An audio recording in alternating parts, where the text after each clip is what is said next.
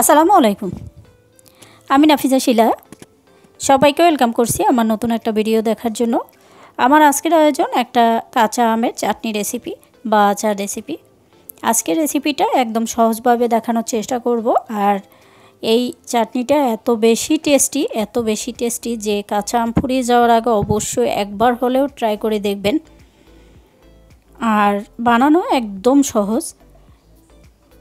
আজকের রেসিপিটা বানানোর জন্য আমি শুরুতেই এখানে আমি নিয়েছি প্রায় 1.5 কেজি পরিমাণ আম, কাঁচা আমগুলোকে আমি এরকম করে কেটে নিয়েছি। কাটাটা এরকম করলেও হবে, যেমন ইচ্ছে তেমন কেটে নিলেই হবে, কারণ এই আমটা আমরা সেদ্ধ করে নিব।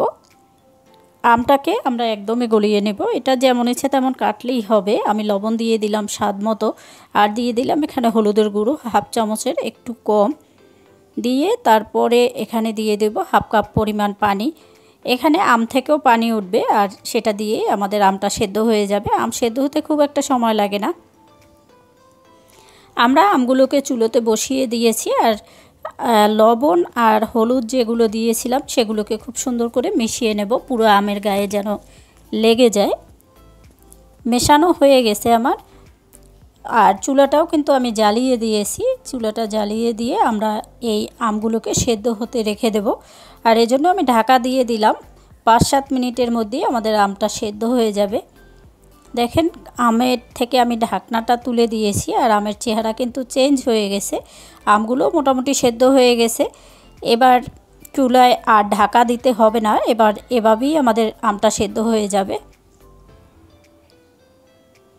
চুলার আঁচটাকে মিডিয়ামে রেখে আমি এরকম একটা ম্যাশার দিয়ে আমি খুব সুন্দর করে এগুলোকে ম্যাশ করে নিচ্ছি। তবে এটা আপনি চাইলে যে চামচ থাকে বা হাতা থাকে সেটা দিয়েও করতে পারবেন, কারণ আম সাধারণত একটু নরমই হয়। আমার আমগুলো একটু আশালো ছিল, আপনারা চেষ্টা করবেন আর জাতীয় আমগুলো না নেওয়ার জন্য। যাই হোক, আমি খুব সুন্দর করে এগুলোকে আধ ভাঙা করে নিয়েছি, পুরোপুরি আমি ভাঙিনি। ব্যাস হয়ে গেছে। আমি এই অবস্থাতে তারপর চুলাটা বন্ধ করে দিব, আর এটাকে ঠান্ডা হতে একটু রেখে দেব।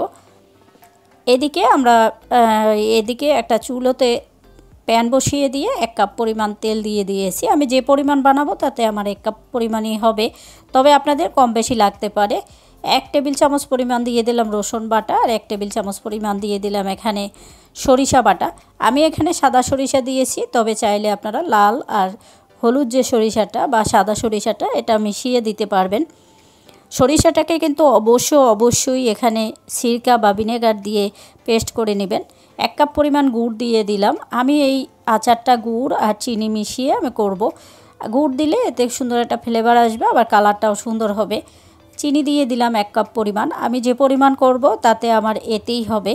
আর আপনারা যদি চান যে না পুরোটাই চিনিতে করবেন বা গুড় দিয়ে করতে পারবেন, কোনো সমস্যা হবে না তাতে। খুব সুন্দর করে এটাকে কষিয়ে নিতে হবে। এই চিনি আর গুড় থেকে যে পানিটা বের হবে তার থেকেই আমাদের মশলাটা খুব সুন্দরভাবে কষানো হয়ে গেছে, খুব সুন্দরভাবে। আর গুড়টাও কিন্তু গলে গিয়েছে, একটু খেয়াল করলে দেখবেন খুব সুন্দরভাবে এটা গুড়টা গলে গিয়ে তেলটা উপরে চলে আসছে। ঠিক এই পর্যায়ে আমরা দিয়ে দেব এখানে 1/4 কাপ পরিমাণ ভিনেগারটা অবশ্যই দিবেন, কারণ আচারটাকে আমরা সংরক্ষণ করব প্রায় 1 বছর পর্যন্ত। যতদিনই সংরক্ষণ করেন না কেন অবশ্যই ভিনেগার দিবেন। ভিনেগার না দিলে কিন্তু আচারটা নষ্ট হয়ে যাবে। এবার দিয়ে দেব সেই আম যেটা আমরা সেদ্ধ করে আগেই রেখে দিয়েছিলাম, সেই আমের পিউরিটা পুরোপুরি আমরা দিয়ে দিলাম। এবার আমরা সবগুলো আমটাকে খুব সুন্দরভাবে তেলের সাথে মিশিয়ে নেব। যারা নিয়মিত আমার ভিডিও দেখেন একটা লাইক দিতে একদম ভুলে যান, তারা প্লিজ ভিডিও শুরুতেই একটা লাইক দিয়ে ভিডিওটা কন্টিনিউ করবেন। আর যারা অলরেডি এই কাজটা করে দিয়েছেন তাদেরকে অসংখ্য ধন্যবাদ। খুব সুন্দরভাবে এটাকে মিশিয়ে নিতে হবে। এখন এই অবস্থায় পাতলা বা তেল বেশি মনে হলেও এটা কিন্তু আর এভাবে থাকবে না। এটা আস্তে আস্তে জ্বালাতে একটা সময় ঠিক হয়ে যাবে। তবে চুলার কাছে দাঁড়িয়ে থেকে আপনাকে এই আচারটা বানাতে হবে।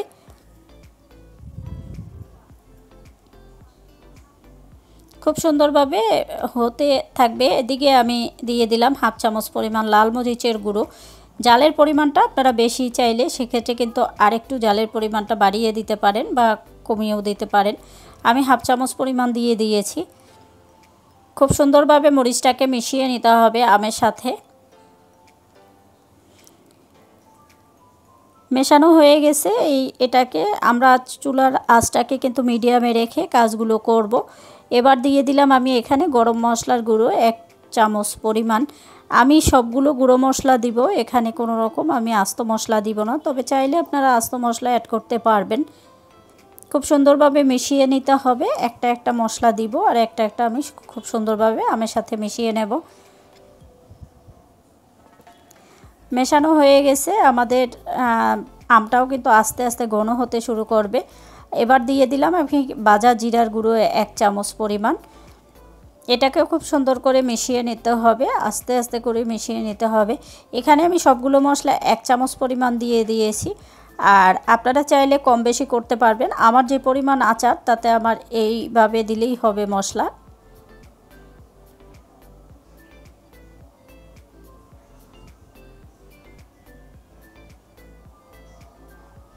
খুব সুন্দরভাবে আমি এই মশলাটা দিয়ে দিয়েছি। এবার দিয়ে দিলাম বিট লবণ।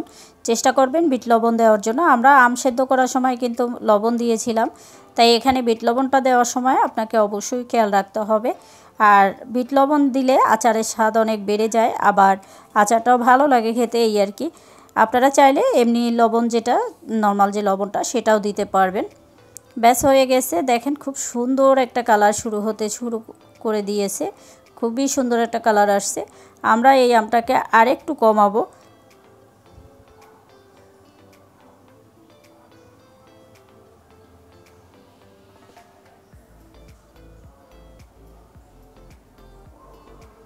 এবার দিয়ে দিলাম আমি এখানে 5 ফোড়নের গুঁড়ো 1 টেবিল চামচ পরিমাণ।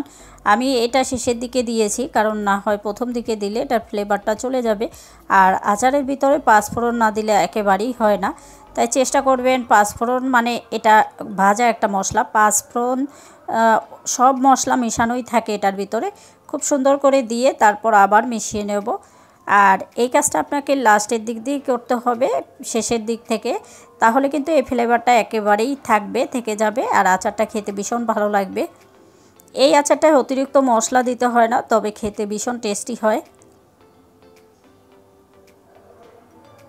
দেখেন খুব সুন্দর একটা কালার আসছে, আর এর চেয়ে ঘন করতে হবে না। এটা কিন্তু উঠালে পরে আস্তে আস্তে ঘন হয়ে যাবে, এটা ঠান্ডা হলে পরে আরও ঘন হয়ে যাবে। তাই চাইলে আপনারা এখনই উঠিয়ে নিতে পারেন। আমিও চুলাটা বন্ধ করে দিব, আর আমার আচারটা কিন্তু একদম রেডি হয়ে গেছে। আমি আর এর চেয়ে আর কমাতে চাচ্ছি না। এবার চুলাটা বন্ধ করে দিলাম আর ঠান্ডা হতে রেখে দিব। ঠান্ডা হওয়ার পরে আমি আচারটাকে পরিবেশন করে নিয়েছি। দেখেন দেখতে কতটা ইয়ামি হয়েছে, কালারটাও ভীষণ সুন্দর আসছে। আশা করি কাঁচা আম ফুরিয়ে যাওয়ার আগে একবার হলেও এই আমটা ট্রাই করে দেখবেন, এই আচারটা দেখবেন, নিরাশ হবেন না একেবারেই।